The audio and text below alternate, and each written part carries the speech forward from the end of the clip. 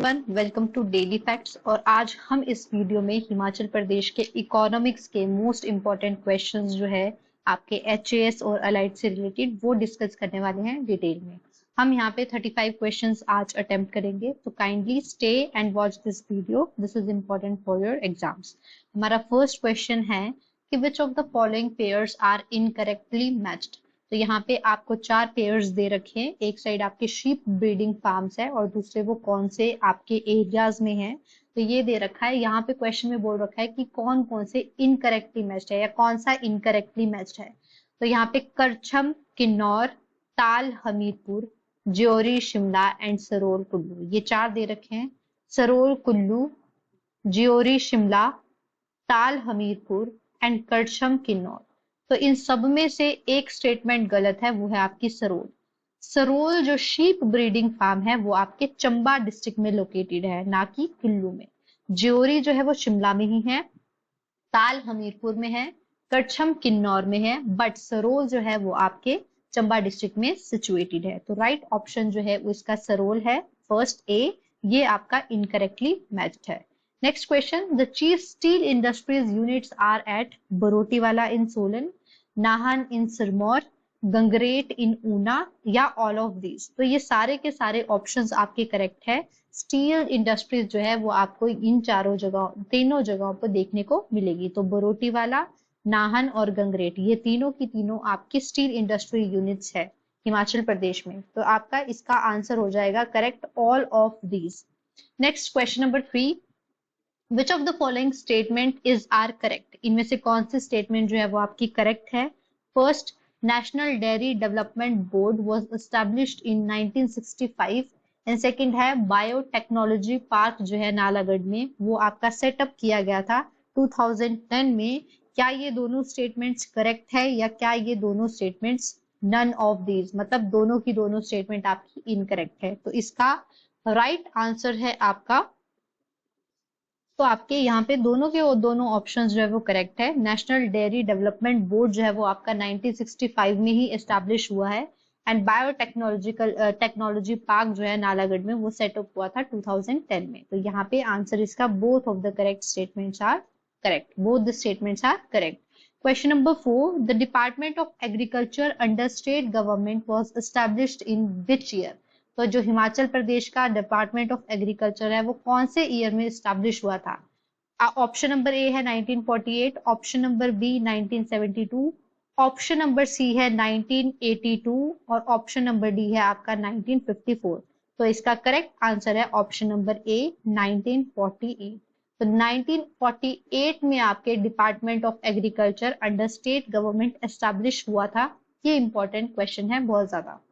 Next, question number 5. Which of the following statements is or are correct? Jersey, Holstein and Brown Cross are example of cattle breed.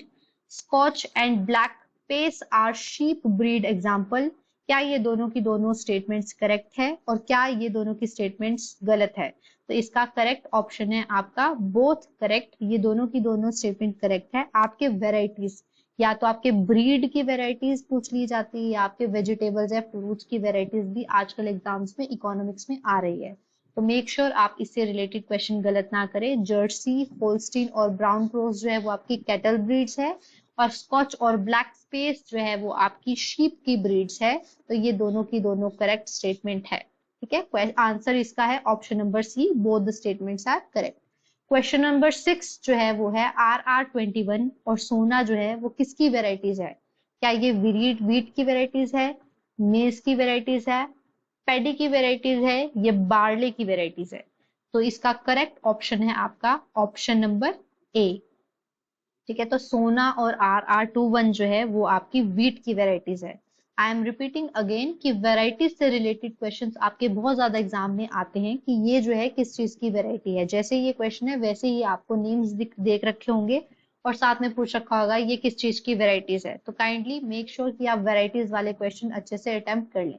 Question number 7, Ganga 3, Vijaya, Ambar and Him 123 किस चीज की varieties है। Option number A apples, B ginger, C potato and D है आपका मेज। तो question number 7 का answer है आपका मेज। गंगा 3, विजय, अंबर और हिम 1-23 जो है वो आपकी मेज की वेराइटीज है। तो इसका करेक्ट ऑप्शन है ऑप्शन नंबर डी, मेज। Question number 8, which of the following statement is और आर करेक्ट? एचपीएमसी, जिसको HP Himachal Pradesh horticulture product marketing and process corporation limited कहा जाता है, वो जो है एस्टेब्लिश हुई थी जून 1974 में। वेरी इंपॉर्टेंट क्वेश्चन, आपके यहाँ पे ऑर्गेनाइजेशन या कोई लिमिटेड कंपनीज है उनके जो ईयर्स है वो भी पूछ लिए जाते हैं। तो फर्स्ट स्टेटमेंट ये है। और दूसरा, the mandate of this organisation was to provide post harvest facilities to the fruit growers of the state and to help them to get best returns for their produce for the market। तो यहाँ पे जो भी fruits होते हैं, fruit growers को post harvest के लिए जो है वो उनके जो प्रोड्यूस होता है उसके बेस्ट रिटर्न के लिए क्या ये ऑर्गेनाइजेशन शुरू की गई है, और क्या ये ऑर्गेनाइजेशन जून 1974 में बनाई गई है? क्या ये दोनों स्टेटमेंट्स करेक्ट है या दोनों ही स्टेटमेंट्स आपकी गलत है? तो आपका क्वेश्चन नंबर 8 का आंसर है both the statements are correct. HPMC जो है वो जून 1974 में आपकी एस्टैब्लिश्ड हुई है और ये आपके post harvest facilities fruit growers के लिए बनाई गई है। तो दिस इज वेरी इंपॉर्टेंट। तो नेक्स्ट इंपॉर्टेंट क्वेश्चन है question number 9, who introduced the Chinese green tea in Nagrota and Bhawan region of HP? तो किसने सबसे पहले जो चाइनीज ग्रीन टी थी उसको इंट्रोड्यूस किया था नगरोटा और भवान में, एचपी में? तो इसके ऑप्शंस है William Jameson, Robert J Johnson, R K James और डॉक्टर विलियम हंटर। तो इसका करेक्ट ऑप्शन है आपका डॉक्टर विलियम जैमसन। तो डॉक्टर विलियम जैमसन ने आपके चाइनीज ग्रीन टी को इंट्रोड्यूस किया था आपके नगरोटा और भवान रीजन ऑफ एचपी में। Very very very important question, question number 9। Question number 10, which of the following statement is और आर करेक्ट? स्टेटमेंट्स है, A statement, Solan is known as the mushroom city of HP. Statement number B, mushroom development project was set up in Kasauli region of Solan district. क्या ये दोनों की दोनों statements correct है या दोनों ही स्टेटमेंट्स गलत है? तो इसका करेक्ट ऑप्शन है आपका ऑप्शन नंबर ए। सोलन सिटी को जो है वो मशरूम सिटी बोला जाता है, लेकिन मशरूम डेवलपमेंट प्रोजेक्ट है वो आपके पालमपुर में स्टार्ट किया था डच टेक्नोलॉजी के साथ। तो पालमपुर डिस्ट्रिक्ट, पालमपुर रीजन जो है आपका कांगड़ा में, वहां पे जो है मशरूम डेवलपमेंट प्रोजेक्ट था वो शुरू किया गया था विद डच की असिस्टेंट के साथ, डच की टेक्नोलॉजी के साथ 1985 में। तो आपका करेक्ट ऑप्शन है इसका ऑप्शन नंबर ए। मशरूम डेवलपमेंट प्रोजेक्ट आपके कसौली रीजन में नहीं है, पालमपुर रीजन में है कांगड़ा के। तो this is also very important question, question number 10। Let's move to our next question, question number 11, which of the following statement is are correct? The olive cultivation in HP was started with the assistance of Dutch और it was started in 1984। क्या ये दोनों statements correct है या दोनों ही statements गलत है? तो काइंडली मेक श्योर कि यहाँ पे इसका आंसर दोनों की दोनों स्टेटमेंट ये करेक्ट है। ऑलिव की कल्टीवेशन को असिस्टेंस ऑफ डच के साथ स्टार्ट किया गया था और 1984 में स्टार्ट किया गया था। आज के डेट में ऑलिव की जो कल्टीवेशन है वो कुल्लू, चंबा इन रीजन्स में की जाती है और बाद में जाके इटली से भी हमने असिस्टेंस ली थी, लेकिन जो है ऑलिव की कल्टीवेशन जो है हिमाचल प्रदेश में डच की असिस्टेंस से स्टार्ट की गई थी। तो this is very important question. 11th question का आपका आंसर है both the statements are correct. ये डच की असिस्टेंस से फर्स्ट टाइम स्टार्ट की गई थी और 1984 में स्टार्ट की गई थी। Next question, question number 12, very important question, the peach bowl of Asia किसे कहा जाता है? राजगढ़, सोलन, पालमपुर या बिलासपुर? तो इसका करेक्ट आंसर है answer A, option A. Rajgarh जो कि आपके सिरमौर डिस्ट्रिक्ट का एरिया है, रीजन है, इसको जो है पीच बाउल ऑफ एशिया कहा जाता है। Very very very important question. Question number 13, mulberry, tropical सार, ओक सार, eri and muga are varieties of silk, sheep, apple और मेज। इनमें से ये सारी किसकी वेराइटीज है? तो इजी क्वेश्चन है, ये सारी आपकी सिल्क की वेराइटीज है। हिमाचल प्रदेश में सेरीकल्चर के बहुत ज्यादा आपका हिमाचल प्रदेश जो है वो सेरीकल्चर की प्रोडक्शन में one of the top states में है, ठीक है। बिलासपुर जो है वो सबसे ज्यादा हाईएस्ट नंबर ऑफ जो है आपके सेरिकल्चर में सेरिकल्चर कोकून को प्रोड्यूस करता है। तो बिलासपुर जो है वो सबसे ज्यादा आपकी प्रोड्यूस करता है सिल्क, ठीक है। तो वेरी इंपॉर्टेंट क्वेश्चन, ये इकोनॉमिक सर्वे में भी बहुत ज्यादा इंपॉर्टेंट है। सेरिकल्चर आपके इंडस्ट्रीज वाले सेक्टर में है। हम ऑलरेडी इसको भी हमारी इकोनॉमिक सर्वे की सीरीज में पूरा हमने इकोनॉमिक सर्वे एक्सप्लेन कर दिया है। हम फर्स्ट 9 चैप्टर्स जो है वो ऑलरेडी एक्सप्लेन कर चुके हैं। तो इंडस्ट्रीज वाले चैप्टर में वहां पे सेरिकल्चर वाले सेक्टर को अच्छे से एक्सप्लेन किया हुआ है। काइंडली आप इकोनॉमिक सर्वे की भी वीडियोस देखिए, हमने हैंड रिटन नोट्स जो है वहां पे ऑफिशियल डॉक्यूमेंट्स के साथ कंपेयर करके शेयर किए हुए हैं आप लोगों के इजी बनाने के लिए। तो मलबेरी, ट्रॉपिकल सार, ओक सार, एरी और मूगा जो है वो सिल्क की वेराइटीज है। Question number 15, consider the following statements. ये स्टेटमेंट्स दे रखी है, यहाँ पे आपके बोर्ड और एक्ट दिए हैं और उनके ईयर दिए गए हैं और यहाँ पे आपके ऑप्शंस पूछ रखे हैं कि इनमें से कितनी स्टेटमेंट सही है। तो आजकल जो है यूपीएससी के पैटर्न पे एचएएस और हिमाचल हरियाणा इन सब में ऐसे क्वेश्चंस आ रहे हैं, तो काइंडली आपको ईयर्स जो है वो याद रखने हैं। तो स्टेटमेंट्स है, क्या HP state pollution control board 1974 में बना है? एचपी फॉरेस्ट एक्ट जो है वो 1982 में बना है। एनवायरमेंटल प्रोटेक्शन एक्ट जो है वो 1986 में बना है। आपका क्वेश्चन है कि इनमें से कौन सी कितनी स्टेटमेंट सही है। तो क्या सिर्फ एक सही है, दोनों सही है, या क्या तीनों सही है, या चारों की चारों स्टेटमेंट आपकी गलत है? तो इसका आंसर है all of 3 statements are correct. HP state pollution control board जो है वो 1974 में एस्टैब्लिश हुआ है। एचपी फॉरेस्ट एक्ट जो है वो 1982 में एस्टैब्लिश हुआ है। एंड एनवायरमेंटल प्रोटेक्शन एक्ट जो है वो आपके 1986 में एस्टैब्लिश हुआ है। काइंडली मेक श्योर कि आप जो ये क्वेश्चंस देख रहे हैं इसको हमेशा के लिए याद रखें। ऐसे ऐसे छोटे छोटे करेक्ट और इनकरेक्ट स्टेटमेंट में आपके क्वेश्चंस पूछे जा सकते हैं। तो let's move to our next question, question number 15। Food security scheme जो स्टेट गवर्नमेंट की है वो कौन से ईयर में एस्टैब्लिश की गई थी? Option number A 2014, option number B 2013, option number C 2010 या ऑप्शन नंबर डी 2008। तो इसका जो आंसर है वो है 2013। फूड सिक्योरिटी स्कीम जो है वो एचपी गवर्नमेंट ने स्टार्ट की थी 2018 में, सॉरी 2013। तो 2013 is it's right option, option number B 2013 year में आपका जो है फूड सिक्योरिटी स्कीम जो है स्टेट गवर्नमेंट ने स्टार्ट की थी। Next question, which of the following statement is are correct? Himachal Pradesh जो है वो पहली स्टेट बनी जिसने राजीव गांधी अन्न योजना शुरू की। Statement number second, intensive agriculture development programme को लॉन्च गया था स्टेट में जर्मनी की असिस्टेंस से। सी, क्या ये दोनों स्टेटमेंट्स करेक्ट है? और डी, क्या ये दोनों की दोनों स्टेटमेंट्स आपकी गलत है? तो इसका जो ऑप्शन है करेक्ट वो है आपका ऑप्शन नंबर बी कि इंटेंसिव एग्रीकल्चर डेवलपमेंट प्रोजेक्ट था वो जर्मनी की ही असिस्टेंस से शुरू किया गया था। लेकिन ऑप्शन नंबर 1 जो है वो इनकरेक्ट है, बिकॉज हिमाचल प्रदेश जो है वो 5th स्टेट बनी थी राजीव गांधी अन्न योजना इंप्लीमेंट करने में। तो हिमाचल प्रदेश फर्स्ट स्टेट नहीं थी और राजीव गांधी अन्न योजना जो है वो आपके मंडी एंड कांगड़ा डिस्ट्रिक्ट में शुरू हुई थी। मेक श्योर कि ये क्वेश्चन अगर एग्जाम में इससे रिलेटेड आता है तो आप इसको गलत ना करके आए। हिमाचल प्रदेश जो थी वो 5th स्टेट बनी थी जिसने राजीव गांधी अन्न योजना को इंप्लीमेंट किया था। तो इसका करेक्ट ऑप्शन है option number B. Next important question, question number 17th. Which of the following statements are correct? 200 plus is a variety of tomato. Arka Keshav HHR 21 is a variety of brinjal. Both statements are correct या दोनों की दोनों statement गलत है। तो इसका answer आपका है both the statements are correct.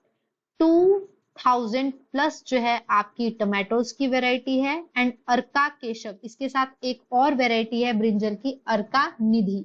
तो याद रखना केशव और निधि ये दोनों आपकी ब्रिंजल की वेराइटीज है। I am repeating again and again की वेराइटीज आपकी वेजिटेबल्स, फ्रूट्स या कोई आपकी सीरियल क्रॉप है इसकी वेराइटीज से रिलेटेड अगर आपको कोई भी चीज दिखती है तो काइंडली उसको नोट कीजिए, बिकॉज प्रीवियस ईयर क्वेश्चंस में पेपर्स में भी आपके बहुत बारी वैरायटी से रिलेटेड क्वेश्चन आ चुका है। तो इसका जो करेक्ट ऑप्शन है वो both the statement and are correct. Arka Keshav and is a variety of brinjal and 2000 plus is a variety of tomato. Let's move to our next question, question number 18। Consider the following statement. यहाँ पे statement दे रखी है और पूछ रखा है कि कौन कौन सी स्टेटमेंट इसमें से करेक्ट है। Sarwari irrigation project is in Kullu district of HP. Chhuru irrigation project है वो आपकी ऊना डिस्ट्रिक्ट में है। मेहरम इरिगेशन प्रोजेक्ट है आपके मंडी डिस्ट्रिक्ट में है। तो आपका स्टेटमेंट है कि इन ऊपर तीनों स्टेटमेंट से कितनी स्टेटमेंट सही है। क्या एक सही है, बी है ओनली 2 सही है, सी है ओनली 3 सही है, या डी है सारी की सारी गलत है। तो इसका ऑप्शन है option number C, all of the statements are correct. Sarvari irrigation project है आपके कुल्लू में, छुरू है ऊना में एंड मेहरम है मंडी में। याद रख लेना इस पॉइंट को। इरिगेशन फैसिलिटीज जो है वो आपके इंपॉर्टेंट है हिमाचल प्रदेश के एग्जाम पॉइंट ऑफ व्यू से, बिकॉज हिमाचल प्रदेश है वो अप्रोक्सीमेटली 81.5% जो एरिया है वो रेनफेड एरिया है। तो इसलिए इरिगेशन जो है वो बहुत ज्यादा इंपॉर्टेंट रोल प्ले करता है, बिकॉज आज की डेट में भी एग्रीकल्चर जो है वो ऐसा एक आपका सेक्टर है जहाँ पे 58.71% ऑफ द आपके लोग जो है वो वर्कफोर्स है एग्रीकल्चर प्लस एलाइड जो है वो एम्प्लॉयड है। तो इसलिए इरिगेशन प्रोजेक्ट्स को फैसिलिटेट करना, उनको इम्प्रूव करना, ये गवर्नमेंट की प्रायोरिटी है। उसके लिए गवर्नमेंट ने बहुत सारे इरिगेशन प्रोजेक्ट्स बनाने शुरू किए हैं। उनमें से ये आपके कुछ इरिगेशन प्रोजेक्ट दिए हुए हैं। तो काइंडली इनको नोट कीजिए कि सरवरी इरिगेशन जो है प्रोजेक्ट वो कुल्लू में है, ऊना में छुरू एंड मेहरम इरिगेशन प्रोजेक्ट जो है वो मंडी डिस्ट्रिक्ट में है। तो इसका आंसर है all of the above statements are correct. Let's move to our next question, question number 19। Which of the following statement is are correct? First, Peja village is in Shimla district famous for red rice. Second, district Sirmaur is famous for ginger. C, both the statements are correct. और D, none of these statements are correct. तो इसका answer है आपका question number 19 का both the statements are correct. Yes, district Sirmaur जो है वो आपके फेमस है जिंजर के लिए। जिंजर की जो प्रोडक्शन है सबसे ज्यादा हिमाचल प्रदेश में सिरमौर डिस्ट्रिक्ट में ही की जाती है। एट द सेम टाइम हमने अभी रिसेंटली ऊपर पढ़ा कि जो सिरमौर का राजगढ़ एरिया है उसको पीच बाउल ऑफ एशिया भी कहा जाता है। एंड यहाँ पे एक और चीज ऐड होगी कि शिमला डिस्ट्रिक्ट की जो पेजा विलेज है वो आपके रेड राइस के लिए फेमस है। तो इसका करेक्ट ऑप्शन है option number C, both the statement are correct. Very important, याद रखना Peja village. Question number 20, HP state seed certification agency जो है वो कौन से ईयर में एस्टैब्लिश की गई थी। तो Himachal Pradesh state seed certification agency कौन से ईयर में एस्टैब्लिश की गई थी। Option A 1971, option B 1979, option C 1975 and option D 1972। तो इसका करेक्ट ऑप्शन है ऑप्शन नंबर बी 1979। तो HP state seed certification agency जो है वो आपके ईयर 1979 में एस्टैब्लिश की गई है। वेरी वेरी इंपॉर्टेंट, बिकॉज जैसा कि मैंने पहले ही बोला पेपर जो है बहुत ज्यादा फैक्चुअल आ रहे हैं, ईयर्स आ रहे हैं। तो काइंडली मेक श्योर कि आप ऐसे ही एमसीक्यूज अटेम्प्ट कर करके आप अपनी इम्प्रूवमेंट करें और आप अपने मेमोराइजेशन स्किल्स को बढ़ाएं। तो 1979 में आपके सीड सर्टिफिकेशन एजेंसी को एस्टैब्लिश किया गया है। नेक्स्ट क्वेश्चन नंबर 21 इंपॉर्टेंट है, अगेन हाइड्रो इलेक्ट्रिक पावर पे ये क्वेश्चन है कि कौन से स्टेटमेंट इस पे से करेक्ट है। तो आपके ऑप्शन स्टेटमेंट ए है किशाऊ डैम प्रोजेक्ट जो है वो आपके रिवर टोन्स पे है जो कि यमुना की ट्रिब्यूटरी है। ये जो है उत्तराखंड और हिमाचल के बॉर्डर पे है। ये एक सेकंड स्टेटमेंट है कि ये जो एक मल्टीपर्पज स्कीम प्रोजेक्ट है जो कि आपके ड्रिंकिंग वाटर प्रोवाइड करेगा हिमाचल प्रदेश को भी और उत्तराखंड को भी, और पावर भी प्रोवाइड करेगा इन दो स्टेट्स को। क्या ये दोनों की दोनों स्टेटमेंट करेक्ट है या क्या ये दोनों की दोनों स्टेटमेंट गलत है। तो यहाँ पे आपका करेक्ट ऑप्शन है C, both the statement are correct. ठीक है, किशाऊ डैम जो है वो आपके रिवर स्टोन्स पर ही है, ठीक है, जो आपकी यमुना की ट्रिब्यूटरी है, और ये एक ज्वाइंट वेंचर है उत्तराखंड और हिमाचल प्रदेश सरकार का, तो ये दोनों स्टेट जो है वो मिलके इस डैम को स्टार्ट करा हुआ है। ये आपके सिरमौर डिस्ट्रिक्ट में पड़ता है, लेकिन क्योंकि ये उत्तराखंड और एचपी के बॉर्डर पे है और टोंस जो है आपकी रिवर के साथ कलसी एरिया पे मिलती है जो बॉर्डर बनाता है सिरमौर के साथ, तो इसलिए किसाऊ डैम प्रोजेक्ट जो है वो ज्वाइंट वेंचर है उत्तराखंड का। तो ये power as well as irrigation benefits जो दे रहा है हिमाचल और उत्तराखंड एरिया को। तो इसका करेक्ट ऑप्शन है both the statements are correct. Let's move to our next question, question number 22। Which of the following statements is or are correct about the Tsechu नाला प्रोजेक्ट? तो ऐसे ऐसे क्वेश्चंस में अगर आपको ट्रिब्यूटरीज पता है कि ये कौन सी रिवर की ट्रिब्यूटरी है, तो मैक्सिमम जो प्रोजेक्ट्स है वो ट्रिब्यूटरीज के नाम पे या रिवर्स के नाम पे ही पड़े हैं। तो ये जो प्रोजेक्ट है सेचू नाला प्रोजेक्ट, ठीक है, तो इसके बारे में कौन सी स्टेटमेंट करेक्ट है ये आपका क्वेश्चन है। तो यहाँ पे स्टेटमेंट्स दे रखी है कि the project is proposed to be located on right bank of Tsechu नाला, और सेचू नाला is the tributary of river Sutlej in district Shimla of Himachal Pradesh. क्या ये दोनों की दोनों स्टेटमेंट्स करेक्ट है या क्या दोनों की दोनों स्टेटमेंट्स आपकी गलत है? तो काइंडली मेक श्योर जो सेचू नाला है वो आपकी रिवर सतलुज की ट्रिब्यूटरी नहीं, वो आपकी रावी की ट्रिब्यूटरी है। तो इसका मतलब क्वेश्चन 22 का करेक्ट ऑप्शन जो है वो आपका सिर्फ ए है, ये राइट बैंक ऑफ सेचू नाला पे लोकेटेड है सेचू नाला प्रोजेक्ट। और करेक्ट बी जो है वो गलत है क्योंकि ये आपके रिवर जो है रिवर चिनाब से एफिलेटेड है। सेचू नाला जो है वो आपकी चिनाब रिवर की ट्रिब्यूटरी है। तो ये जो है आपके चंबा एरिया में स्थित है ये प्रोजेक्ट, ना कि आपके शिमला एरिया में। तो यहाँ पे आपका ऑप्शन नंबर ए जो है वो करेक्ट है question number 22। Kindly make sure अगर आप लोगों को लगता है कि मैम साथ साथ ही ये आंसर्स बता रही है तो प्लीज आप क्वेश्चन देखिए, आप मेरे ऑप्शन सुनिए और फिर आप वीडियो को पॉज करिए, देन आप खुद से अटेम्प्ट कीजिए, देन आप फिर मेरी वीडियो को कंटिन्यू करके आंसर्स देखिए। वो आप लोगों के लिए ज्यादा बेटर ऑप्शन रहेगा। हमें तो ये पूरी सीरीज कंप्लीट करनी है वीडियो की, मतलब पूरी वीडियो जो है वो आपको पता ही है लॉन्ग नहीं करनी है, शॉर्ट में बनानी है। तो काइंडली मेक श्योर अगर आपको ऐसे प्रॉब्लम आ रही है तो आप पॉज करके अपने आप से आंसर जो है आंसर्स दे के फिर आप इसको कंटिन्यू करके सीरीज को वीडियो को देखिए। Okay, तो let's move to our next question, question number 23। Triveni Mahadev hydro project जो है वो कौन सी डिस्ट्रिक्ट में स्टार्ट हुआ है या लोकेटेड है? तो कांगड़ा में है, शिमला में है, कुल्लू में है या किन्नौर में है? तो ये जो त्रिवेणी महादेव हाइड्रो इलेक्ट्रिक प्रोजेक्ट है ये आपका कांगड़ा डिस्ट्रिक्ट में लोकेटेड है। ये आपके ब्यास और बिनवा नदी पे स्थित है। तो त्रिवेणी महादेव हाइड्रो इलेक्ट्रिक प्रोजेक्ट जो है वो आपके कांगड़ा डिस्ट्रिक्ट में एफिलिएटेड है। काइंडली एक आपके लिए रिक्वेस्ट है कि इससे पहले आप हाइड्रो इलेक्ट्रिक पावर प्रोजेक्ट्स की वीडियोस भी देखिए। मैंने लास्ट डे ही हाइड्रो इलेक्ट्रिक प्रोजेक्ट की वीडियो भी अपलोड की है, तो आप वहां से हाइड्रो इलेक्ट्रिक प्रोजेक्ट्स के बारे में भी डिटेल में पढ़ सकते हैं। वो सारे के सारे हाइड्रो इलेक्ट्रिक प्रोजेक्ट जो है वो आपके न्यूज में है, करंट अफेयर्स में है एंड इकोनॉमिक सर्वे में भी दे रखे हैं।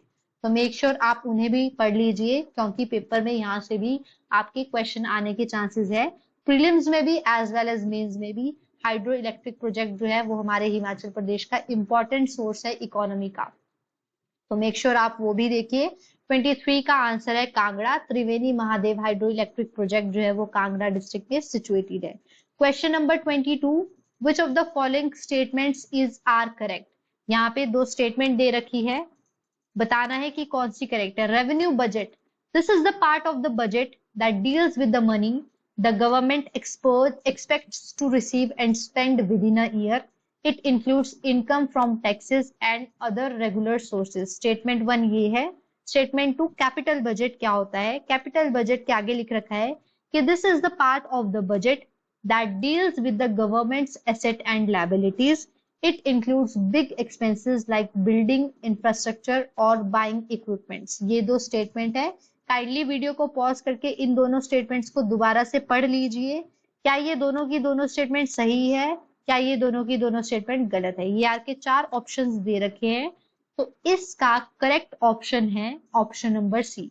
ये दोनों की दोनों स्टेटमेंट्स आपकी करेक्ट है। रेवेन्यू बजट वो होता है जहां पे गवर्नमेंट को पैसा आता है, ठीक है, जैसे हमारी सैलरी आती है वैसे गवर्नमेंट को भी जो रिसीव टैक्सेस से पैसा आता है उनको आप रेवेन्यू बोलते हैं, रेवेन्यू बजट। और वो पैसा जो गवर्नमेंट जो है आगे और एसेट जनरेट करने के लिए यूज करती है उसको कैपिटल बजट बोलते हैं। कि कैपिटल बजट वो बजट होता है जिसको हम आगे एसेट बनाने के लिए, मतलब एजुकेशन, ठीक है, हम एजुकेशन पे पैसा खर्च करते हैं क्योंकि हमें पता है उससे हम ह्यूमन रिसोर्स बढ़ा रहे हैं, मतलब बच्चों को एजुकेशन देके वही बच्चे जो है हमारी स्टेट की इकोनॉमी, इंडिया की इकोनॉमी के लिए काम आएंगे, तो वो हम एसेट बिल्ड कर रहे हैं। तो वो होता है आपका कैपिटल बजट जिसमें हमारे जो है एक्सपेंसेस के साथ डील करा जाता है। और रेवेन्यू बजट वो होता है जहां पे हम जो है गवर्नमेंट के को कहाँ कहाँ से इनकम आ रही है। सभी को पता है कि गवर्नमेंट के पास जो गवर्नमेंट की सैलरी है, जो इनकम है, वो टैक्सेस से आती है, इनडायरेक्ट और डायरेक्ट टैक्सेस से। तो यहाँ पे ये क्वेश्चन इससे एफिलिएटेड था, इकोनॉमिक्स का पार्ट है, तो ये दोनों की दोनों स्टेटमेंट आपकी करेक्ट है। तो क्वेश्चन नंबर 23 का जो आपका आंसर है वो both the statement are correct. Kindly pause, इसको पढ़िए और फिर इस क्वेश्चन का आंसर देने की ट्राई कीजिए। Which of the following statement is are correct? Question number 25. Statement number A, a finance bill is a bill, money bill as defined in Article 110 of the Constitution. Statement number 2, the Speaker has the final authority to determine whether a bill is a money bill. Statement number 3, both the statements are correct. And option number D, sorry, options जो है ये option दिए हुए हैं, तो option D none of the these. ठीक है, तो इसमें से आपको चूज करना है कि कौन सी स्टेटमेंट करेक्ट है। पॉज कीजिए, आंसर दीजिए। अब मैं आपको यहाँ पे आंसर बताती हूँ, इसका है answer both the statement are correct. Finance bill जो है वो मनी बिल है, ठीक है, फाइनेंस बिल को भी मनी बिल ही कहा जाता है, जो कि आपके आर्टिकल 110 में मेंशन्ड है। और मनी बिल को, मनी बिल की अथॉरिटी, मनी बिल बताने की जो पावर है वो आपके स्पीकर के पास होती है। स्पीकर अगर बोल दे कि ये जो ये बिल जो है वो मनी बिल है, तो वो फाइनल अथॉरिटी आपके स्पीकर के पास होती है। तो इसका करेक्ट ऑप्शन है option number C, both the statement are correct. Let's move to our next question, question number 26. Which of the following statement is or are correct? Statement number 1, the term budget is not mentioned in the Constitution. Statement number B, government budgeting is a fundamental aspect of public administration and governance, serving as a critical tool for economic management, policy implementation, and social development. Statement number C, both the statement are correct, or D, none of these are correct. तो kindly pause and फिर देखिए इसका answer. तो जो the term budget, हाँ जी, हमारे constitution में budget जो है वो वर्ड मेंशन नहीं है, इसकी जगह जो है वो आपकी एनुअल फाइनेंशियल स्टेटमेंट मेंशन्ड है। तो ये फर्स्ट ऑप्शन करेक्ट है, और सेकंड भी करेक्ट है। हमारी जो गवर्नमेंट है, बजटिंग जो है वो पब्लिक एडमिनिस्ट्रेशन, गवर्नेंस को कैसे इंप्रूव कर सके, सोशल डेवलपमेंट को कैसे कर सके, उसके लिए जो है हमारे बजट को, मतलब फाइनेंशियल, एनुअल फाइनेंशियल स्टेटमेंट को जारी किया जाता है। तो ये दोनों की दोनों स्टेटमेंट करेक्ट है, तो इसका आंसर जो है वो both are correct. Very very very important question कि the term budget is not mentioned in the constitution. ठीक है, next question, question number 27, which of the following statement is are correct. यहाँ पे स्टेटमेंट्स दे रखी है डायरेक्ट टैक्सेस और indirect taxes. ठीक है, तो डायरेक्ट टैक्सेस के लिए स्टेटमेंट दे रखी है, it include taxes like excise tax, custom tax, service tax. और इनडायरेक्ट टैक्सेस में दे रखा है, it includes taxes which are imposed directly on individual and firms. दोनों स्टेटमेंट है, और सी आपका ऑप्शन है कि ये दोनों की दोनों ऊपर की स्टेटमेंट करेक्ट है, और डी नन ऑफ दीज। तो यहाँ पे आपका none of these answer correct है, बिकॉज ये इंटर शफल्ड करके लिख रखा है। काइंडली मेक श्योर ऐसे क्वेश्चंस आपके पेपर में आते हैं। ठीक है, डायरेक्ट टैक्सेस वो टैक्सेस होते हैं जो इंडिविजुअल से डायरेक्टली कलेक्ट किए जाते हैं, उनपे इम्पोज किए जाते हैं डायरेक्टली। ठीक है, उनसे जो है डायरेक्टली टैक्सेस जो है वो इंडिविजुअल पे लगाए गए हैं, और उनसे डायरेक्टली ही जो है गवर्नमेंट लेगी। डायरेक्ट टैक्सेस इनको बोलते हैं। इनडायरेक्ट टैक्सेस हो गए आपके एक्साइज टैक्सेस, कस्टम ड्यूटीज और सर्विस टैक्सेस।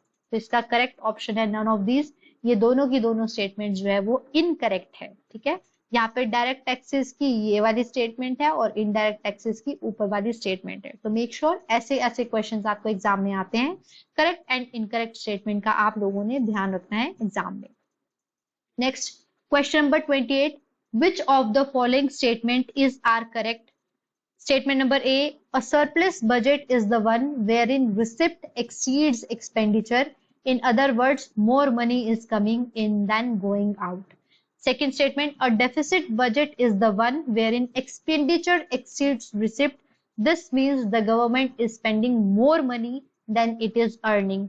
क्या ये दोनों की दोनों स्टेटमेंट करेक्ट है? और ऑप्शन डी है, क्या ये दोनों की दोनों स्टेटमेंट इनकरेक्ट है? तो मेक श्योर आप यहाँ पे भी वीडियो पॉज कीजिए, फिर आप इस क्वेश्चन को अटेम्प्ट कीजिए। पहला स्टेटमेंट सही है। सरप्लस बजट वो होता है जब आपके पास, गवर्नमेंट के पास ज्यादा पैसा आ रहा होता है स्पेंडिंग से, मतलब जो गवर्नमेंट के पास इनकम आ रही है वो ज्यादा है एज कंपेयर टू गवर्नमेंट कितनी स्पेंड कर रही है, उसको बोलते हैं सरप्लस बजट। और जब गवर्नमेंट के पास जितना पैसा आ रहा होता है उससे ज्यादा गवर्नमेंट जो है वो स्पेंड करती है, उसको बोलते हैं डेफिसिट बजट। ठीक है, जहां पे गवर्नमेंट का एक्सपेंडिचर ज्यादा होता है उनकी रिसिप्ट से, जितना वो कमा रहे हैं उससे ज्यादा वो खर्च कर रहे हैं, उसको हम डेफिसिट बजट कहते हैं। तो यहाँ पे दोनों की दोनों स्टेटमेंट्स आपकी करेक्ट है। मेक श्योर इनको आप दोनों को स्टेटमेंट को याद कीजिए, बिकॉज अलाइड में सीधे सीधे क्वेश्चन आता है what is surplus budget and what is deficit budget, ये types of budgets आपसे क्वेश्चन में पूछ लेंगे। So let's move to our next question, question number 29. Which of the following statement is or are correct? Question number statement number A, budget deficit refer to the difference between all receipts and expenses in both revenue and capital account of the government. Statement number B, revenue deficit is the excess of government's revenue expenditure over its revenue receipts. Both the statements are correct या both the statements are incorrect. तो यहाँ पे pause कीजिए, देखिए इसका statement number C, जो both the statements है, ये दोनों की दोनों स्टेटमेंट है आपकी करेक्ट है। बजट डेफिसिट वहां होता है जहां पे जो गवर्नमेंट है उनके जो रिसिप्ट्स होते हैं, उससे ज्यादा वो एक्सपेंडिचर कर देते हैं। ठीक है, तो बजट डेफिसिट उसको बोलेंगे जब आप ज्यादा खर्चा करोगे। रेवेन्यू डेफिसिट वो होता है जब आप जो क्या कर रहे हो, रेवेन्यू, जो गवर्नमेंट को रेवेन्यू आ रहा है, ठीक है, उसमें जो रेवेन्यू पे गवर्नमेंट को जो पैसा आ रही है वो गवर्नमेंट है एक्सपेंडिचर पे खर्च करती है, ना कि रिसिप्ट्स पे। ठीक है, तो ये बहुत ज्यादा इंपॉर्टेंट पॉइंट है। मेक श्योर आप इसको स्टेटमेंट को देखिए और फिर इसको डील कीजिए कि बजट डेफिसिट वो डेफिसिट होता है जहां पे रिसिप्ट्स और एक्सपेंसेस, जो रेवेन्यू और कैपिटल अकाउंट होता है गवर्नमेंट का, उसमें जो होता है बहुत ज्यादा डिफरेंस होता है। मेक श्योर ये दोनों स्टेटमेंट आपको समझ आए। रेवेन्यू और कैपिटल, रेवेन्यू जो होता है वो चीजें होती है जहां से गवर्नमेंट को पैसा आता है और गवर्नमेंट जो है उसको आगे खर्च करती है, जहां से गवर्नमेंट को कोई भी रिटर्न में कुछ भी नहीं आता। जैसे पेंशन होगी, सैलरी हो गई, गवर्नमेंट जो है ये पेंशंस देती है, रिटर्न में जो है आपके पेंशंस के रिटर्न में गवर्नमेंट को उनसे कुछ नहीं मिल पाता, तो उसको बोलते हैं रेवेन्यू। और कैपिटल वो चीजें होती है जिसमें जो है गवर्नमेंट स्पेंडिंग करती है ताकि आगे से उनको कोई एसेट बिल्ड हो, मतलब आगे से कोई ना कोई फायदा हो। तो मेक श्योर ऐसी स्टेटमेंट आप इकोनॉमिक्स की क्लियरिटी से पढ़े। काइंडली इस क्वेश्चन को दोबारा से देखिए, आराम से इस वीडियो को पॉज कीजिए, फिर इस क्वेश्चन को अटेम्प्ट करने की कोशिश कीजिए। क्वेश्चन नंबर 29 का आंसर जो है वो both the statements are correct. Deficit का मतलब होता है कमी। बजट डेफिसिट वो हो गया जहां पे आपके रेवेन्यू और कैपिटल एक्सपेंडिचर से जो पैसा आ रहा है उसमें जो है गवर्नमेंट जो है ज्यादा जो है खर्च कर रही है एज कंपेयर टू उनके पास जो आ रहा है, इनकम आ रहा है। तो मेक श्योर ये आप स्टेटमेंट याद रखें। Question number 30, which of the statements is or are correct? First, effective revenue deficit is the difference between revenue deficit and grants for creation of capital assets. Primary deficit is defined as fiscal deficit of current year minus interest payments on accumulated debt. Both the statements are correct या दोनों की दोनों statements जो है वो incorrect है। इसका answer है option number C, both the statements are correct. Effective revenue deficit जो है वो डिफरेंस होता है रेवेन्यू डेफिसिट का और grants for creation of capital assets. जो आपके रेवेन्यू, जो आपको रेवेन्यू आ रहा है, जब उसके आपके कमी हो जाती है और जो आपको ग्रांट्स मिलते हैं जिसको आपको आगे जाके कैपिटल बिल्ड करना है, मतलब आप कैपिटल बनाने के लिए भी कहीं और से ग्रांट्स ले रहे हैं, जिसको आपको फिर से जो है वो आपकी लायबिलिटी है, आपको उसको फिर से पे करना पड़ेगा। तो वो भी एक काइंड ऑफ रेवेन्यू डेफिसिट हो गया, लेकिन वो इफेक्टिव रेवेन्यू डेफिसिट है, बिकॉज आप जो आपने ग्रांट्स में पैसा लिया है आप उससे क्या है कैपिटल एसेट बिल्ड करेंगे। तो ये स्टेटमेंट बिल्कुल सही है। तो मेक श्योर ऐसी ऐसी स्टेटमेंट आप ध्यान से कीजिए, बिकॉज इकोनॉमी से रिलेटेड ऐसे ऐसे ही क्वेश्चन एग्जाम्स में आते हैं। तो इसका करेक्ट ऑप्शन है both the statement are correct. Next important question, question number 31, which of the following statement is are correct about the zero based budgeting ZBB? It is a concept that all programs of the department were to be reviewed afresh from the base zero and not merely in terms of incremental changes proposed for the budget year. Second, the Ministry of Finance formally introduced zero budget in 1986, asking all the ministries and departments of the government to adopt zero based budgeting approach with effect from the budget of 1987-88. क्या ये दोनों statement correct है या दोनों statement incorrect है? Kindly pause, फिर से इस क्वेश्चन को पढ़ो एंड देन ट्राई करो कि आप इसका आंसर दो। तो इसका जो है आंसर है both the statement are correct. यहाँ पे वही सबको ये कहा जाता है कि बेस जीरो से स्टार्ट कीजिए, एंड इसको जो है 1987-88 पे इंट्रोड्यूस किया गया था, जहां पे सारे डिपार्टमेंट्स को बोला गया था कि हम जो है दोबारा से बेस जीरो से स्टार्ट करेंगे अपने प्रपोज्ड प्रोग्राम्स को डेवलप करना। तो मेक श्योर आप इस क्वेश्चन को अच्छे से अटेम्प्ट करिए। Next question number 32, which of the following statement is और are correct? Statement number A, fiscal drag is an economic term whereby an increase in income or inflation or income moves taxpayer into higher tax bracket. Next, fiscal neutrality is when a government taxing, spending and borrowing decision has or is intended to have no net effect on the economy. Both the statement are correct और D है none of these। तो इसका correct option है both the statement are correct।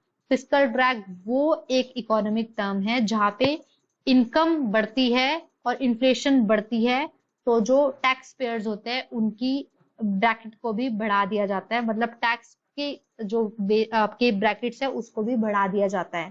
Fiscal neutrality मतलब government के taxing, spending और borrowing का कोई भी डिसीजन नहीं होता इकोनॉमी पे। तो ये दोनों की दोनों स्टेटमेंट आपकी करेक्ट है, both the statements are correct. Option number C जो है इसका करेक्ट आंसर है। Kindly pause, attempt and then start the restart the video and then देखो कि आपका आंसर सही आ रहा है या गलत आ रहा है। Question number 33, which of the following statement is और आर करेक्ट? जीडीपी, जीएसडीपी से रिलेटेड क्वेश्चन है। ए, ग्रॉस स्टेट डोमेस्टिक प्रोडक्ट जो होता है वो मॉनेटरी टर्म्स होती है, जिसमें हम sum total volume of all finished goods and services produced during a given period of time, usually a year, within a geographical boundaries of the state, accounted without duplication. Statement number 2, GSDP is the most important indicator for measuring the economic growth of the state. क्या दोनों की दोनों statements correct है? क्या दोनों की दोनों statement गलत है? तो इसका आंसर है ऑप्शन नंबर सी, दोनों की दोनों स्टेटमेंट्स करेक्ट है। जीएसडीपी जो होता है वो जीडीपी की तरह ही, जैसे हम जीडीपी को एक साल के अंदर अंदर कितनी गुड्स एंड सर्विसेज प्रोड्यूस की जा रही है किसी ज्योग्राफिकल बाउंड्री के अंडर, वैसे ही स्टेट के अंदर एक साल के अंदर कितनी गुड्स एंड सर्विसेज प्रोड्यूस की जा रही है उसके मेजर को बोलते हैं जीएसडीपी। तो हाँ, ये बहुत ज्यादा इंपॉर्टेंट होता है measuring economic growth of the state का। तो 33 का आंसर है both the statement are correct. आपके लिए ये हमने जो वीडियो लाई है इसका मतलब ये नहीं है कि आप यहाँ से क्वेश्चन ही उठाएं और सॉल्व कीजिए, आप इसको बाद में एक शॉर्ट नोट के तरह से लिख के भी रख सकते हैं, क्योंकि एलाइड में जो है बहुत सारे क्वेश्चन सीधे सीधे आते हैं कि right short note on GDP, short note on this. तो उसके अकॉर्डिंग आप यहाँ से जो है डाटा मीन्स के लिए भी दे सकते हैं और प्रीलिम्स के लिए तो ये क्वेश्चन है ही है। इस वीडियो का सेकंड लास्ट क्वेश्चन है, with reference to Indian economy, consider the following statement. Statement number A, the rate of growth of real gross GDP has steadily increased in the last decade. Statement number B, the GDP at market price has steadily increased in the last decade. क्या ये दोनों की दोनों statement सही है? दोनों की दोनों स्टेटमेंट गलत है। पहली सही है और दूसरी सही है सिर्फ। तो ध्यान से वीडियो को पॉज कीजिए। आजकल ऐसे ऐसे क्वेश्चन एग्जाम में आ रहे हैं, जब भी आपकी गवर्नमेंट या आरबीआई कोई भी ऐसा डाटा निकालती है जहां पे इंक्रीज और डिक्रीज की बात की जाती है, तो मेक श्योर आपको वो स्टेटमेंट्स याद करनी है। तो यहाँ पे ध्यान से देखिए, पहली स्टेटमेंट दे रखी है कि जो रियल जीडीपी है स्टेट की, वो इंक्रीज की है लास्ट डेकेड में, और जो जीडीपी है मार्केट प्राइस में, वो भी इंक्रीज की है। ठीक है, तो इसका जो है आंसर जो है वो टू ही सही है। जीडीपी जो है वो तो इंक्रीज हुई है लास्ट डिकेड में, लेकिन जो रियल जीडीपी है वो आपकी इंक्रीज नहीं हुई है, स्टेडीली इंक्रीज नहीं हुई है, उतरी है, बढ़ी है, चढ़ी है, नीचे हुई है। ठीक है, मतलब ऊपर नीचे हुई है लेकिन इंक्रीज नहीं हुई है। तो इसका ऑप्शन नंबर 2 करेक्ट है। ऐसे ऐसे क्वेश्चन आजकल एग्जाम्स में आ रहे हैं, स्टेटमेंट वाइज आपके जो गवर्नमेंट के डाटा है, रिपोर्ट्स है, उससे रिलेटेड क्वेश्चन पेपर में आ जाते हैं। तो kindly make sure economic survey पढ़ो तो ढंग से पढ़ो। ठीक है, very very important. Last question आज का आपका हमारी इकोनॉमिक्स से रिलेटेड जो ये वीडियो है, इसका ये रहा कि which of the following statement is are correct about the monetary policy committee. Statement number 1, the RBI Act 1935 was amended by the Finance Act 2016 to constitute monetary policy committee. Statement number B, monetary policy committee जो है वो responsible है for fixing the benchmark interest rate in India, bringing transparency and accountability in fixing India's monetary policy. क्या ये दोनों की दोनों statement correct है? क्या ये दोनों की दोनों स्टेटमेंट इनकरेक्ट है? तो इसका जो करेक्ट आंसर है वो है सी, दोनों की दोनों स्टेटमेंट करेक्ट है। मॉनेटरी पॉलिसी कमेटी पे आपको शॉर्ट नोट भी लिखने को आ जाता है, तो इस क्वेश्चन को अटेम्प्ट भी कीजिए, इसका मेंस के तरीके से ट्राई भी कीजिए कि आरबीआई ने 1934 के एक्ट के को अमेंड करते हुए फाइनेंस एक्ट 2016 के अंडर मॉनेटरी पॉलिसी कमेटी को कंस्टिट्यूट किया है, और ये जो मॉनेटरी पॉलिसी कमेटी है ये जो है इंडिया में इंटरेस्ट रेट के बेंचमार्क को फिक्स करती है। तो इसका answer both the statements are correct है। तो ये आपके 35 इंपॉर्टेंट क्वेश्चन थे। अगर आपको यहाँ पे सिंगल सिंगल स्टेटमेंट निकालेंगे तो आपके बहुत सारे क्वेश्चन जो है यहाँ से इकोनॉमिक्स से बन जाएंगे। और काइंडली आप ऐसे ही एमसीक्यूज के फॉर्मेट पे अपना पढ़ाई करिए। जब आपका पूरा सिलेबस कंप्लीट हो जाए, ट्राई कीजिए कि एमसीक्यू बेस्ड क्वेश्चन सॉल्व करने की कोशिश कीजिए। ऐसे ही हमने जो ये क्वेश्चंस हैं हम अपने टेलीग्राम चैनल पे डेली अपलोड करते हैं। बहुत सारे हमारे पे क्वेश्चन बैंक हैं एमसीक्यू फॉर्मेट में, आप वहां पे भी ट्राई कर सकते हैं। डेली फैक्ट्स आपका टेलीग्राम पे चैनल है। ठीक है, करंट अफेयर्स भी हम वहां पे पोस्ट करते हैं। ठीक है, तो काइंडली आप इस चैनल को सब्सक्राइब कीजिए। ऐसी और एमसीक्यू बेस्ड क्वेश्चन आंसर्स देखने के लिए हम डिफरेंट डिफरेंट सब्जेक्ट्स के क्वेश्चन आंसर सीरीज लेके आ रहे हैं। हम पॉलिटी की भी लेके आएंगे, हम आर्ट एंड कल्चर की ऑलरेडी जो है अपलोड कर चुके हैं। तो अगर आपको ये वीडियोस पसंद आ रही हो या आपको ये वर्थ वॉचिंग लग रही हो, तो प्लीज हमारे चैनल को लाइक कीजिए, सब्सक्राइब कीजिए एंड शेयर कीजिए। Thank you.